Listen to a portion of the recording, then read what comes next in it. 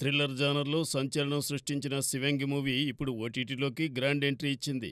మార్చి 7న థియేటర్లో విడుదలైన ఈ చిత్రం బాక్సాఫీస్ వద్ద మిశ్రమ స్పందన పొందినప్పటికీ ఆనంది, వరలక్ష్మి శరత్ కుమార్ పవర్ఫుల్ పెర్ఫార్మెన్స్లతో ప్రేక్షకులను మెస్పరైజ్ చేసింది. సస్పెన్స్తో నిండిన స్క్రీన్ ప్లేతో ఆకట్టుకున్న 'శివంగి' ఎలాంటి ప్రకటన లేకుండా సడన్గా ఓటీటీలో ల్యాండ్ అయింది. ప్రముఖ తెలుగు ఓటీటీ ప్లాట్ఫామ్ ఆహాలో నేటి నుంచి స్ట్రీమింగ్లోకి వచ్చిన ఈ మూవీ తెలుగుతో పాటు తమిళంలోనూ అందుబాటులో ఉంది.